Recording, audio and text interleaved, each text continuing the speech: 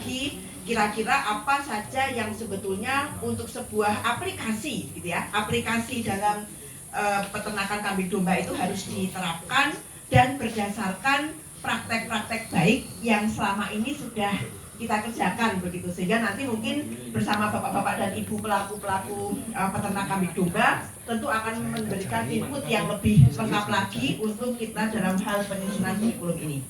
Baik, mohon izin sesuai dengan yang disampaikan Pak Dayat, saya akan menyampaikan terkait dengan keamanan keselamatan kerja dan analisis potensi usaha. Mohon perkenalkan, tadi sudah disampaikan ya, nama saya Prof. Umami itu ya,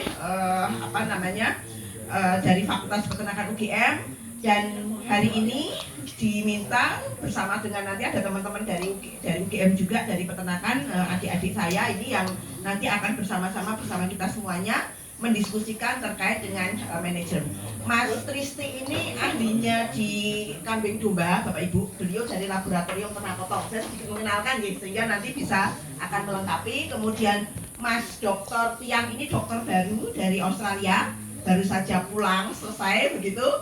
Masih wirawiri tapi sudah ada di sini, dan hari nanti beliau dari sosial ekonomi, sehingga nanti akan pas saya rasa untuk menggabungkan sebuah, juga nanti memberikan masukan input untuk Bapak Ibu semuanya.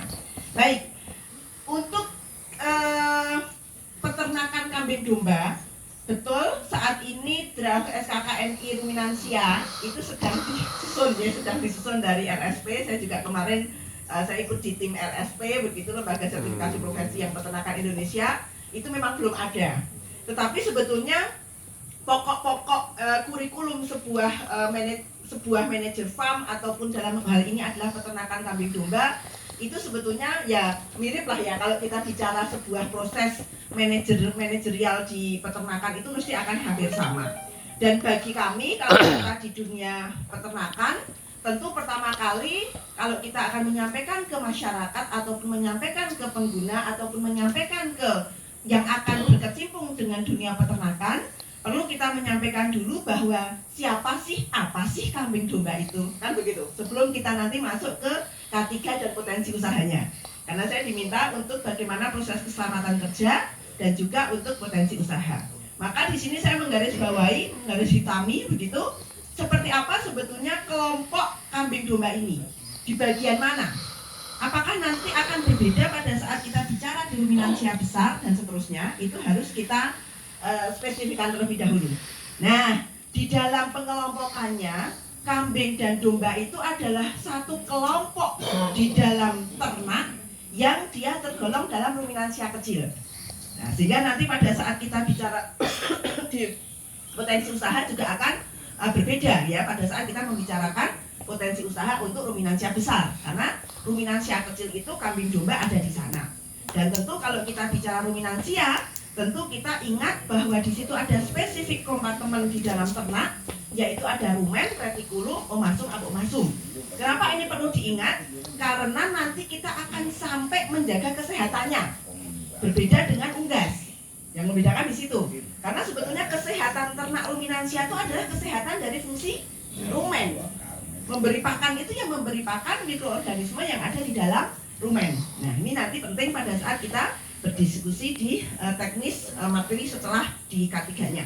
Nah, sementara kalau kita bicara nanti sampai ke potensi usaha dan K3-nya, ada saat ini pengelompokan lah ya, bisa dikatakan sebagai pengelompokan, ada kambing perah, ada kambing potong, ada domba dan seterusnya. Ini kan ruminansia kecil kan ada di bagian menikah, bagian ini yang nanti akan menjadi pembicaraan kita. Jenisnya macamnya banyak sekali. Ini kita dulu ketahui, karena begitu kita potensi usaha yang diutek-utek yang kita kerjakan bersama ya di antara kelompok-kelompok ini.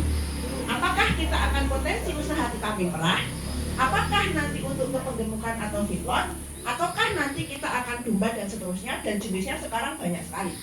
Saya tidak akan waktu 15 menit, tapi poin ini harus sama-sama kita pahami dulu bahwa oh ada kambing perah yang dia juga bisa dwiguna atau dual fungsi gitu ya, dimana dia menghasilkan susu, dan untuk susunya itu tidak hanya memenuhi kebutuhan dirinya sendiri atau anaknya saja, tetapi mampu untuk digunakan untuk penjualan dan seterusnya. Ini kelompok yang di kambing perah. Kalau potong ya diambil adalah dagingnya. Tentu nanti pada saat kita bicara di manajemennya atau di bagian kurikulumnya akan berbeda kelompok-kelompok ini dalam proses manajemen aplikasinya. Nanti bapak-bapak tim yang ada di sini dan juga peternak-peternak akan menyampaikan teknis masing-masingnya.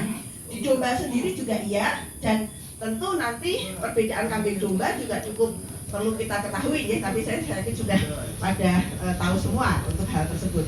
Nah, yang penting lagi, begitu kita masuk nanti ke bagian bagaimana proses potensi usaha, kita harus mendefinisikan apa itu kandangnya.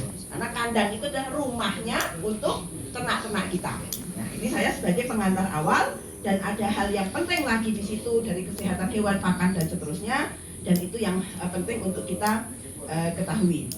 Ini nanti di pasca-pasca. Nah, saya juga sama Pak kemarin mempelajari dari SKKNI yang sekarang sudah ada, bahwa untuk SKKNI Unggas itu sudah lengkap ya, sudah manajemennya sudah ada. Tapi kita yang bagian hijau saya highlight hijau ini, yang pagi ini adalah jatah saya nih. Saya harus menyampaikan dari sisi perencanaan. Sebetulnya kita mengetahui K3, mengetahui keamanan keselamatan kerja, kita mengetahui kelayakan usaha, kita mengetahui potensi produksi, itu adalah bagian awal sekali dari sebuah perencanaan budidaya peternakan.